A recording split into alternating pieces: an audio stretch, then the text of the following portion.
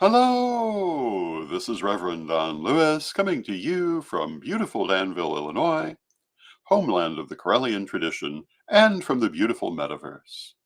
And this is Midday with Reverend Don. Welcome. I hope you're having a wonderful day.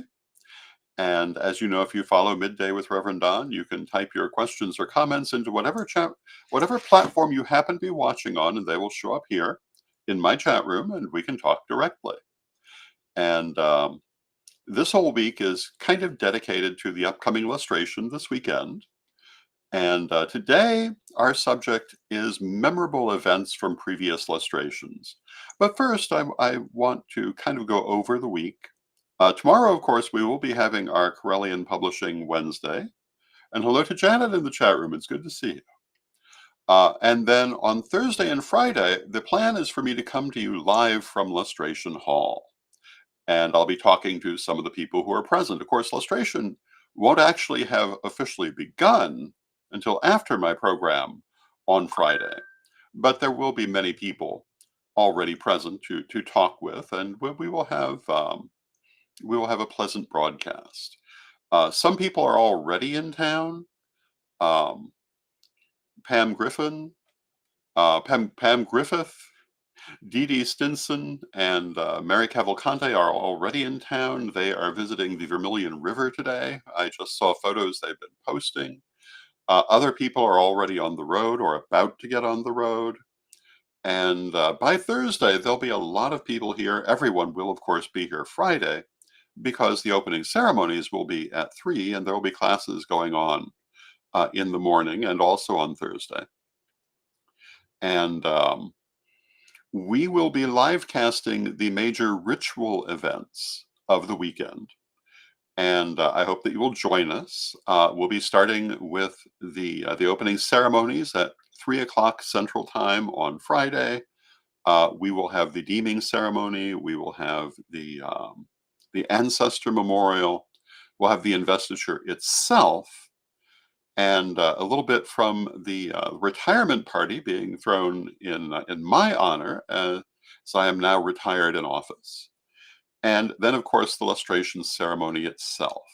And along the way, there may be other things that we're also doing um, that are unplanned. And hello to Antonio in the chat room. And Antonio will be with us at lustration, and Antonio will be doing the despacho. And the despacho is part of the investiture ceremony on this occasion, and is an offering to the deities. Well, with any luck, we'll be able to talk to Antonio sometime during our coverage, and he can explain despacho for you.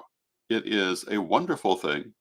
And if you'd like to learn more about it right now, you can go back through our archives at Corellian TV to see Lady Angela Munn doing a class on despacho in 2016.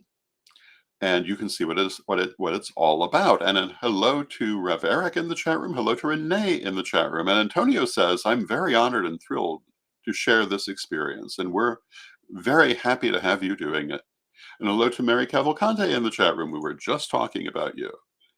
So it's going to be a fun time. I believe we're also planning to do Tarot Thursday live from Lustration Hall at 9 p.m. on Thursday. In the illustration schedule, this is social time, and those who wish can socialize with us. It's going to be a wonderful event. Corellian TV will be covering it. The Corellian Press Corps will be covering it. There'll be lots of coverage. There'll be lots of photos. There'll be lots of all kinds of wonderful things going on. And Mary says, oh, that sounds so cool. I can't wait for that. I think it will be very pleasant. I think it's going to be a great time. And I'm really looking forward to this weekend. And I'm still working on regalia. Even after all of this, even retired in office, and in the last days before illustration, I'm still working on regalia. Hello to Mary Hawk in the chat room. It's good to see you. And Mary will be with us also at illustration, and will be doing much of the filming I was just talking about. it's going to be a beautiful event. It's always a highly visual event. And this is what happens when you have a lot of people in a tradition in high places who are artists. Of course, we've always brought an artistic sense to um, our public gatherings and rituals.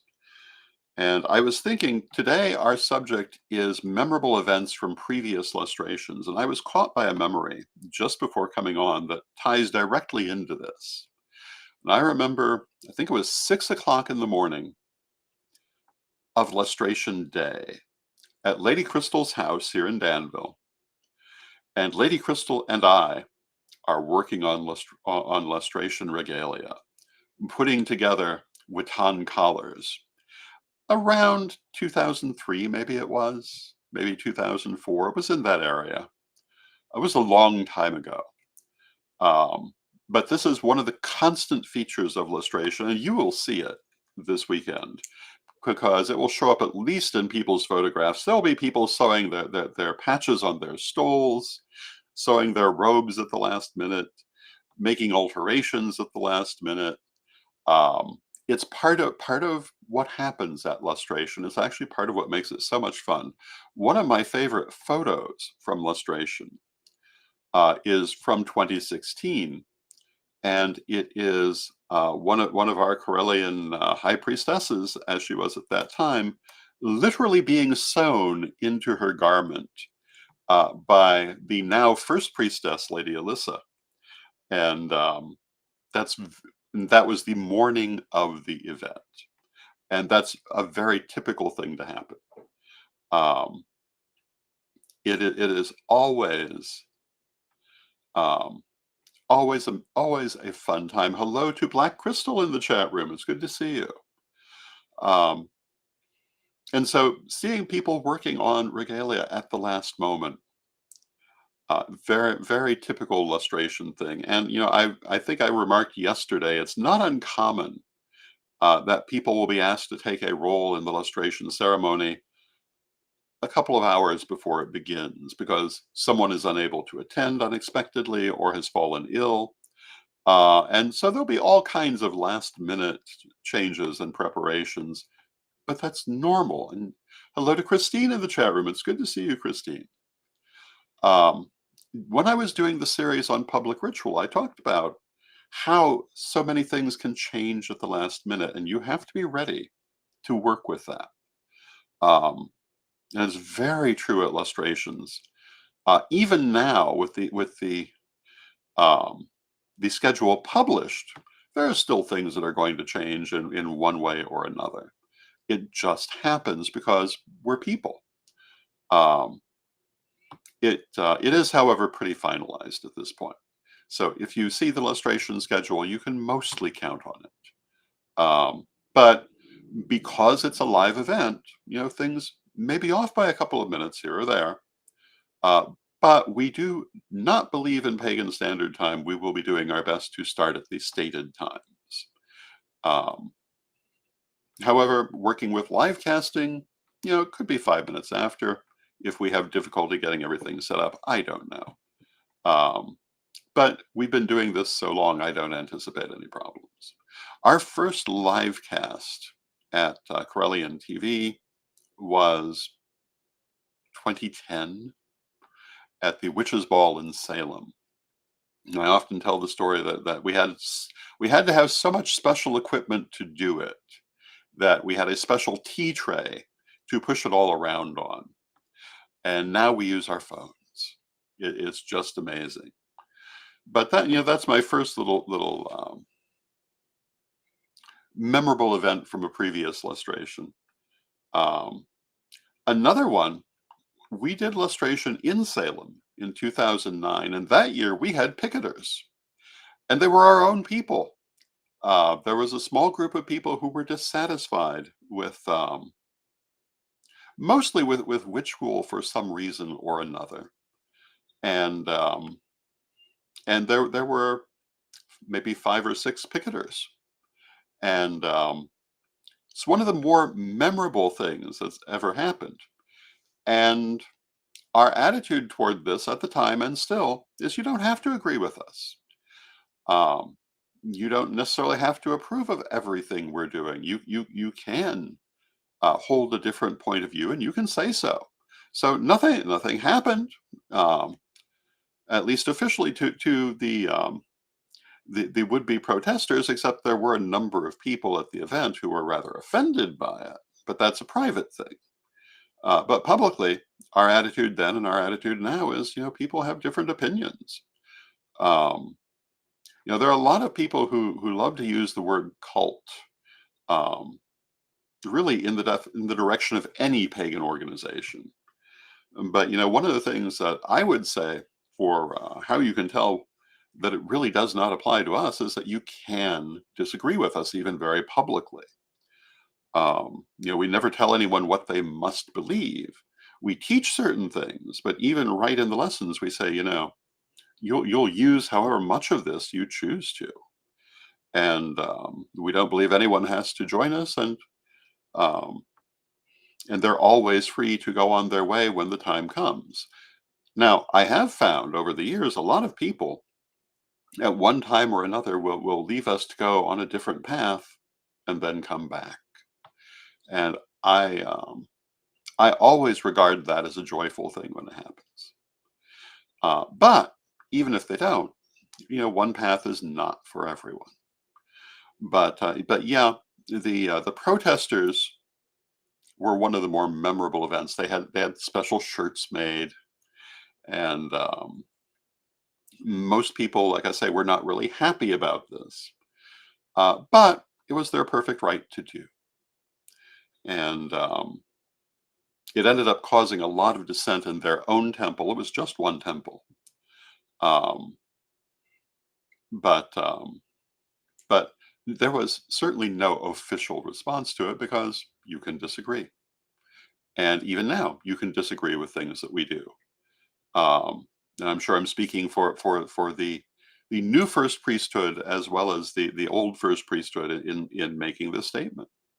What other interesting? I told the story yesterday, and I tell it a lot of times, um, about that same lustration in Salem and the high priestess, later high priestess, who was attending what was then her first lustration, and was asked to take a role in the ceremony, which is a very common thing to happen at lustrations. Just because it's your first one doesn't mean we won't ask you to do something, though you don't have to. And she was game, and she was doing the blessing of the salt and the water, and she was shaking like a leaf. And this is not a woman who was unaccustomed to working with energy. It was not a woman who was unaccustomed to public appearances. She worked, among other things, as a historical reenactor. She was used to working with people. And so she wasn't suffering from stage fright. And she's standing there shaking and thinking, what's going on? And she turns around and sees the entire room doing this, which they're almost certainly going to be doing. That is to say, focusing energy at her while she was doing this. And she said it was the strongest energy that she had encountered at that point. One of the things about lustrations and Corellianism in general is we do work with very strong energy. A lot of our people, well, anyone who has become trained Corellian clergy works with energy and is accustomed to working with energy. Lots of our people do energetic healing, Reiki, pranic healing, other kinds of energetic healing. We use energy and ritual all the time. And when we all come together, particularly in such numbers, and focus that energy, it's nothing to dismiss. But that's one of my favorite lustration stories. What's another good lustration story? There is the story of the first Deeming Council back in 2003, maybe 2004. I think it was 2003. And if you don't know what the Deeming Councils are, the Deeming ceremony, it's part of the temple making process. And we used to have a very different kind of temple making process with only one kind of group. You were a temple or you weren't. But we found that we needed to become more graduated um, as we grew. And so when you now enter the temple making process, you begin as a Witan shrine. And then you go through the stage of becoming a proto temple, and finally you become a temple. And during that time, you have lots of latitude to learn everything you will need to know to run that temple. Um, and you can progress at your own pace. There is no, it's required to spend 1 year at each of the steps, but you can spend as long as you want. You don't have to move forward after that year if you don't feel you're ready yet. It's a very individually paced program. But when you're ready, you come to the deeming ceremony, and there are certain questions that the deemsters ask, and that is the nature of the deeming ceremony. The decisions are never rendered during the ceremony, though they do usually come during lustration weekend. But the temple head or group head will come, will answer the questions, or send a representative to do so. And it is a moment for everyone to see who is moving up in the temple process, to get a feel for their character, to, in many cases, have a first interaction with them at an international level. And it's a fascinating thing because you never know what the answers are going to be. And sometimes they're quite unexpected because we know we have temples all over the world. And Corellian temples come and they go. And as I was saying, we hold the point of view that if you find that after being here a while, it's no longer the path for you, well, then go forth and do what you wish to do. But as long as you want to stay, you're welcome. And we have temples, well, in the Philippines, in South America, in Africa, in Europe, and often when it comes to those deeming questions, those locations inform the answers that are made. Um, and it can be very enlightening. At one time, we had a temple in Morocco, and part of their answer was how careful they felt they needed to be uh, in a nation where they were basically illegal. I don't know that we'd allow another temple in Morocco. They eventually did close, and one of their members was murdered because they were pagan. Sable Rouge, and we certainly remember Sable Rouge as our Corellian martyr who lost his life by having stood up for his pagan beliefs and refused to back off of them once the temple was gone. Um, and to the best of my knowledge, that's the only time something like that has happened, but it probably won't be the last one because of the world that we live in.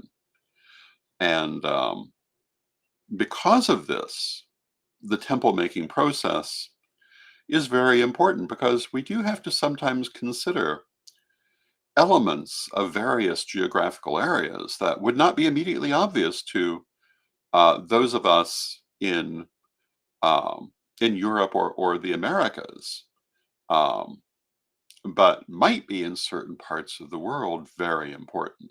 Now, Christine in the chat room says it's so cool that we can become such wonderful vessels, and I have another interesting lustration experience. Also, I want to say around 2003, when the Oracle of the Ancestors was invoked, not only did the person bringing through the Oracle feel the energy, several other people said they almost lost consciousness from it, that they descended in several places in that particular year. And I assume that happens at other times, and people sometimes mention it and sometimes don't. I would The Oracle of the Ancestors is arguably the most powerful energy that we deal with. And it, well, it's a big thing. I'm not quite sure how to describe it. Sometimes it can flood the room. Sometimes it can be very emotional. Although usually it's a very serene type of message, no matter what it's saying, because generally they're fairly serene. At the recent Parliament of the World's Religions, one of the oracles that was brought through during the lustration ceremony we did there was very emotional and spoke about the pain of the world, and turned out to be very prophetic of what was about to happen. And hello to Reverend Michael in the chat room. But then we expect the oracle to be prophetic. It often has been prophetic. It has been prophetic about things that needed to be done or were about to be done. It's occasionally been prophetic that certain people were about to leave without exactly saying it. Um, it has been an amazing experience watching these oracles over my whole lifetime, because we were working with oracles long before this became a public tradition. We've always worked with them, and we were doing illustrations before the first public illustration in 2002, and everything that's happened was the subject of an oracular message. um, they talked about how the tradition was going to be global in character. They talked about some of the challenges that would come with that. They talked about what was going to be necessary. But in the nature of oracles, many of the specifics were not clear because we didn't have a reference for them. I often talk about, and this is not a illustration anecdote, but at a particular psychic fair in 1991, I believe, with Psychic Services Incorporated, Edward had a reading with our good friend Rosemary Fletcher, who I usually say was the most impressive psychic I have known, in which she predicted that he would be doing a worldwide newspaper within just a few years. And um, obviously, that is what happened, but it happened through the internet. But Rosemary was not expect did not expect the internet. She had no reference to put it in those terms. So she spoke about it as an old-fashioned brick and mortar newsletter. Um, but in the end, it came online, which was something most people were not remotely expecting in 1991. Um, we talked before about how oracles are dependent on the references of the people bringing them through. If you don't have the reference, or if for some reason you cannot bring a certain subject through for emotional reasons, it won't come through. You have to be completely open to let them through. Now, Christine says, I never went further than a Watan shrine. And if you would like to, um, talk to us about it. We can tell you what to do. Um, so yeah, these are some of my more memorable illustration stories. There was also the illustration in Florida, which was completely knocked out by a hurricane. And yes, we still got together to do it, but under greatly reduced circumstances from what was anticipated. Um, but the hurricane hit with it within days before the intended illustration. There was also the illustration that happened during Hurricane Katrina. And I remember I and another driver were driving across the country during the hurricane, through the hurricane, and we did it because we had to be there. And that was a memorable story. And I can remember there were times that you could barely see anything ahead of the car. And it was kind of like, ancestors, help me drive this car. But we got through just fine. And the ceremony went on and was actually quite spectacular. Um, those are two of our more almost disaster stories. The other one was when, on the morning of illustration, half of the participants were ill with with some sort of stomach bug, and things were being moved around at the last moment, because the people who are meant to be in certain parts could not be there. And Mary says, "Ancestors, take the wheel." Yes, it kind of was that way, um, and they did. It was perfectly fine.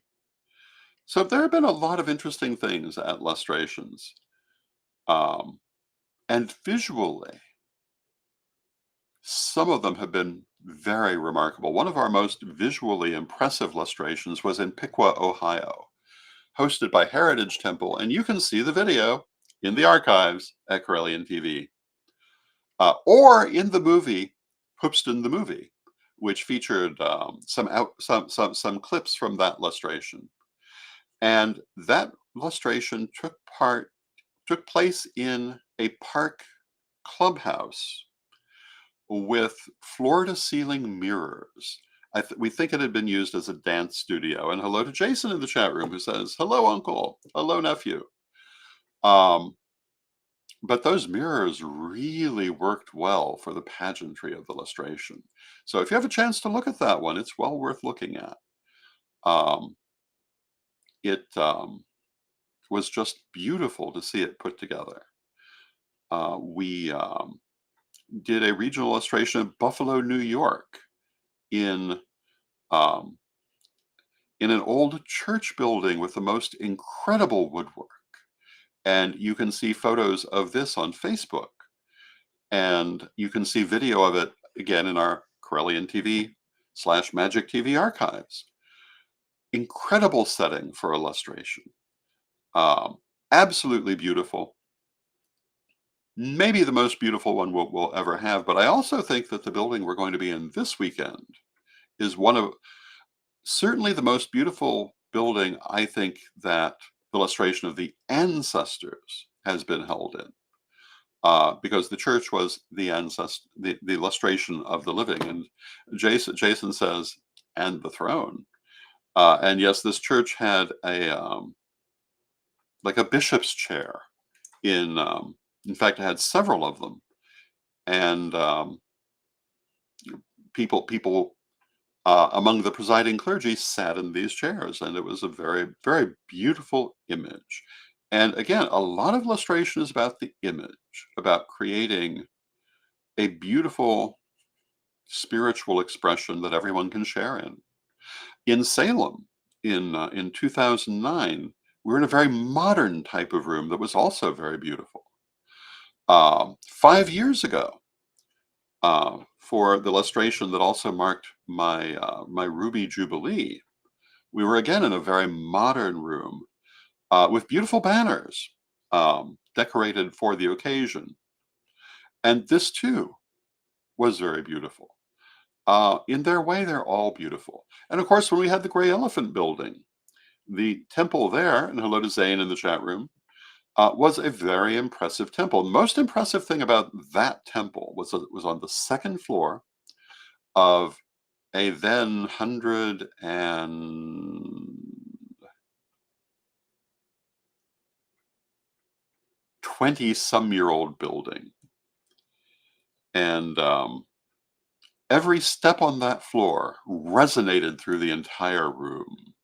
And Lady Alyssa, hello Alyssa, says the UU church we had the Stanford illustration in was gorgeous. Yes, it absolutely was.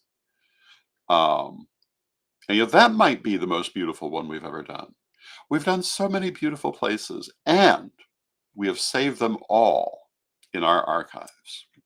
So you can go back and take part in them vicariously now. All these years later, and 100 years from now, they will still be here. At least that's the plan. And you can see what we did. And one of the things you'll see is there are many people at these illustrations who are no longer living. People like Carla Summers, people like Virginia Powell, people like Lady Windy, who is now deceased, people like Lady Bitterwind, who is now deceased, and they are among the ancestors. But their time as various officers of the tradition is preserved in those archives for everyone to remember. And so that you don't just have to hear about them, you can see them. You can see what they were actually like. Um, and you'll also see some people who have subsequently chosen to go their own directions and did not stay with us. And as I was saying, that's perfectly fine. We wish them only the best. One of my favorite movies, and I know we're going just a touch over time, but one of my favorite movies is The Adding Machine. And it has a line referring to the afterlife and to reincarnation. But it makes the statement regarding the paradise between worlds that only the most blessed remain. Anyone may, but only the most blessed do. In a manner of speaking, that's our attitude toward the tradition. Everyone is welcome, but those who are meant to be here, those who choose to be here, are here. And we are a family. And, like any family, we do have our moments, but we all love each other. And I have to say, it has been the adventure of a lifetime watching this tradition move from a tiny familial tradition to a global phenomenon. And hello to Steve in the chat room. It's good to see you. And with that, we've come to the end of our half hour. And Lady Alyssa wants me to point out that the adventures page on Corellian.com has lots of great old pictures and summaries of events where you can see all of these things. And yes, go to the adventures page. In some cases, it will link you to the videos. In others, it has photos of these same events. And all through Corellian.com are photos of the events. And you can also go to many of our Facebook pages to see still more photos. Because, Corellians are photo crazy. And that is entirely my doing. I take total thanks for that. Or total blame. Take your pick. But the Corellian photo opportunity following all major get-togethers is rather notorious. And I have always insisted we must have photos. And yes, the sanctuary in Stanford was beautiful. The sanctuary in Buffalo was beautiful. The sanctuary in Piqua was beautiful. Lady Kai, hello Kai, says, if there isn't a photo, it didn't happen. And yeah, that's kind of the attitude we've come to because we found that there are people who actually do think that way. So we make sure we have lots of photos. So watch for a lot of those coming to you in this coming weekend. And with that, we have finished our half hour. I'm going to close with my prayer, as I always do. I'll be back tomorrow with Corellian Publishing Wednesday, and then Thursday and Friday we'll be live from Lustration. Divine Mother Goddess, Divine Father God, beloved ancestors, we thank you for all the wonderful adventures that you put in our life. And we ask you to help us to relate to our life in exactly that way, as an adventure to be savored and enjoyed, even when it's challenging, and especially when everything is going according to plan. Help us to create in each step of our adventure a better world for tomorrow. Help us to always find the next right thing to do. And if sometimes things happen that do not give us pleasure, help us to find out the way to take the best from them, and by doing that next right thing, restore the joy of our adventure. Beloved Mother Goddess, beloved Father God, beloved ancestors, we thank you with great love and thanks for all that you do for us, and knowing you are always with us from respect, we thank you for your presence, and may you be blessed now and always. And I thank you for your presence. May you be blessed now and always, and we'll see you tomorrow.